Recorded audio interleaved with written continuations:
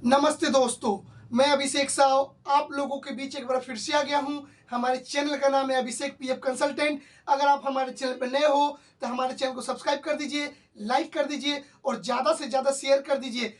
आज फिर एक नए करेक्शन केस में आपका हार्दिक स्वागत है। ध्यान से पूरी वीडियो को देखिएगा। जैसा कि पीछे आप लोग थंबनेल में देख सकते हैं, पीएफ मेजर करेक्शन, वो भी घर बैठे। नाम, जन्म तिथि में सुधार और आधार कार्ड लिंक। जैसा कि आप लोग पीछे थंबनेल में देख सकते हैं, बंदे का नाम पीएफ ऑफिस के रिकॉर्ड में था चौधरी मीनाल। Clear guys. और उनका जो आधार कार्ड में जो नाम था वो था मृणाल चौधरी, यानी कि मीनल और मृणाल। ध्यान से देखिए गाइस, मेजर करेक्शन है, दोनों पर्सन अलग अलग है। मीनाल एक अलग पर्सन हो गया, मृणाल एक अलग पर्सन हो गया। और चौधरी के स्पेलिंग में भी इनका स्पेलिंग मिस्टेक था। इनका जो पीएफ के रिकॉर्ड में जो जन्म तिथि था वो था 1/6/1993, जैसा कि पीछे आप लोग थंबनेल में देख सकते हैं। और उनका पीएफ के रिकॉर्ड में जन्म तिथि था 16 फरवरी 1996। लगभग 3 साल का डिफरेंस। और उनका पीएफ के रिकॉर्ड में आधार कार्ड भी लिंक नहीं था। इन्होंने पीएफ ऑफिस में अपना सारा डॉक्यूमेंट्स जाकर जमा करवा दिया था सितंबर ही महीने में। अक्टूबर, नवंबर 2 महीने होने को आ रहे थे। 2 सितंबर को इन्होंने अपना joint declaration form PF office में सबमिट किया था, लेकिन कुछ डॉक्यूमेंट्स के चलते इनके उस फॉर्म को रिजेक्ट कर दिया गया। उसका डॉक्यूमेंट्स बहुत सारा गलती था क्योंकि पर्सन अलग है। इसको हम लोग बोलते हैं मेजर करेक्शन। मेजर करेक्शन किसको बोलते हैं? अगर पहला वर्ड के उच्चारण में अगर डिफरेंस माना जाए तो वो मेजर करेक्शन के श्रेणी में आ जाता है। इसका था मीनाल और मृणाल, दोनों अलग अलग पर्सन हो गए। तो ये बंदा बहुत ही परेशान था। एक हमारे क्लाइंट है अभिदास जी, आसाम के रहने वाले हैं। उन्होंने ये केस हम लोगों को दिया था। क्लियर। तो उनको मैंने बोला था आप चिंता मत करिए, 15 से 30 दिन में आपका करेक्शन हो जाएगा।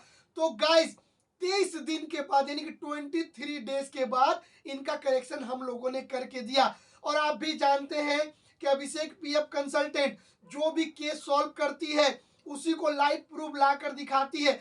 जैसा कि दोस्तों पीछे आप लोग स्क्रीन पर देख सकते हैं, उनका जो पीएफ रिकॉर्ड में जो गलत नाम था चौधरी मीनाल, उनका हम लोगों ने सही करवा दिया मृणाल चौधरी। और उनका जो जन्म तिथि था गलत 1/6/1993, उसको भी हम लोगों ने सही करवा दिया 16 फरवरी 1996। और उनका जो आधार कार्ड लिंक नहीं था उसको भी हम लोगों ने लिंक करवा दिया।